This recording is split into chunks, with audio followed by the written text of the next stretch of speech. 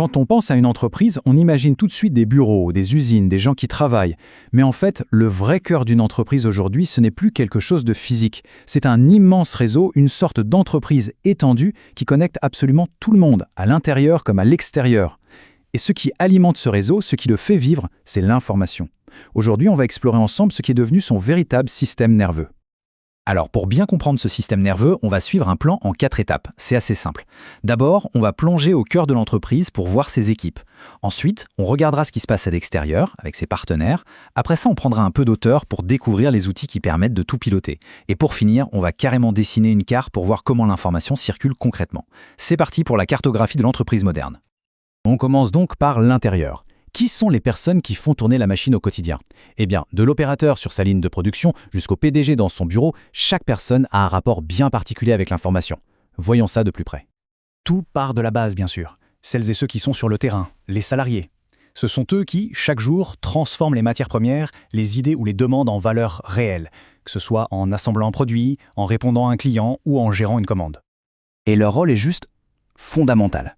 Parce que chaque action qu'ils font, chaque tâche qu'ils accomplissent, ce n'est pas juste un acte de production, c'est aussi et surtout un acte de création de données. Une vente, un appel téléphonique, une livraison, tout ça, ça génère l'information brute, la matière première qui va nourrir toute l'entreprise. Alors concrètement, avec quoi ils travaillent? Bon, il y a les suites bureautiques classiques, bien sûr, mais le plus important, ce sont les systèmes de traitement des transactions, les fameux TPS. Ces systèmes, c'est la mémoire de l'entreprise. Ils enregistrent chaque événement de base, une vente, un achat, un mouvement de stock. Ce sont les briques élémentaires de toute la data de l'entreprise. Et pour que les gens collaborent, on ajoute à ça l'intranet, qui est un peu la bibliothèque interne, et les réseaux sociaux d'entreprise pour que la communication soit plus directe. Bon, ces équipes sur le terrain, elles ont besoin d'un chef d'orchestre. Et ça, c'est le rôle du manager. C'est lui ou elle qui fait le lien, qui est la courroie de transmission entre la grande stratégie décidée tout en haut et l'action concrète sur le terrain. Leur mission, ce n'est pas juste de surveiller, c'est de traduire la stratégie en plan d'action, de mesurer si ça marche et de l'améliorer tout le temps. Donc forcément, leurs outils ne sont pas les mêmes. On parle ici d'outils de pilotage, un Trello pour savoir qui fait quoi et quand, un SRH pour gérer les talents, le recrutement, la formation, et bien sûr des plateformes collaboratives pour s'assurer que tout le monde avance bien dans la même direction. Et enfin, tout en haut de la pyramide, on trouve les capitaines du navire, les dirigeants. Eux, leur travail, ce n'est plus de ramer, mais de tenir la barre et de décider de la destination. Là, on change complètement de perspective. On ne se demande plus comment on fait les choses au jour le jour, mais plutôt pourquoi on les fait et où est-ce qu'on veut amener l'entreprise dans 5 ou 10 ans. C'est un travail de gouvernance, de définition des grandes règles du jeu et surtout de vision à long terme. Et pour prendre ce genre de décision, il faut des outils qui sont à la hauteur. C'est là qu'on découvre 2 types de systèmes vraiment fascinants. D'un côté, on a le DSS, le système d'aide à la décision. C'est un peu un microscope surpuissant pour résoudre des problèmes très complexes, très inhabituels, avec des modèles mathématiques pointus. Et de l'autre, on a l'EIS, le système d'information pour dirigeants. Lui, c'est plutôt un télescope. Il aspire les millions de données créées par les salariés, les condense et les présente sous forme de tableaux de bord ultra stratégiques pour voir loin et planifier l'avenir. Ok, on a bien exploré ce qui se passe à l'intérieur. Mais une entreprise, ce n'est pas une île déserte, loin de là. Elle est connectée en permanence à tout un écosystème de partenaires externes et ils sont tout aussi essentiels à sa survie. Pensez-y une seconde. Sans clients, pas de business. Sans fournisseurs, pas de produits à vendre. Sans distributeurs, personne pour les acheminer. Et il ne faut pas oublier les actionnaires ou les banques qui financent le tout, et même l'État qui fixe les règles du jeu. Chaque interaction avec eux est un échange d'informations critiques. Pour gérer toutes ces relations, l'entreprise a en gros 2 bras armés. D'un côté, le CRM pour la gestion de la relation client. C'est le bras tourné vers l'avant, vers les clients, pour tout suivre du premier contact jusqu'à la fidélisation. De l'autre côté, le SCM pour la gestion de la chaîne logistique. C'est le bras tourné vers l'arrière, vers les fournisseurs, pour s'assurer que tout arrive au bon endroit, au bon moment.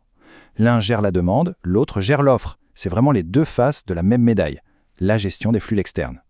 D'accord, on a donc plein d'acteurs, plein d'outils, à l'intérieur comme à l'extérieur. La grande question maintenant, c'est comment on s'assure que tout ce petit monde avance dans la même direction? Comment savoir si nos systèmes d'information sont un vrai atout ou juste un poids mort qui coûte cher? La question est simple, mais elle est redoutable. Est-ce que nos systèmes, qui nous coûtent une fortune, nous aident vraiment à être meilleurs que les concurrents? Pour répondre à ça, pour faire ce diagnostic, il existe des cadres d'analyse qui sont très efficaces. L'un des plus célèbres, c'est l'analyse SWOT. L'idée est d'une simplicité géniale. On se pose et on regarde, de manière très honnête, ce qui se passe à l'intérieur de chez nous, nos forces et nos faiblesses, et ce qui se passe dehors, dans notre environnement, les opportunités à saisir et les menaces à éviter. Le simple fait de croiser ces deux axes donne une carte stratégique d'une puissance incroyable. Prenons un exemple concret pour bien voir. Imaginez le système d'information marketing d'une marque de basket de luxe. Sa force interne, c'est son ciblage client ultra personnalisé. Sa faiblesse, c'est que ça coûte une fortune à maintenir.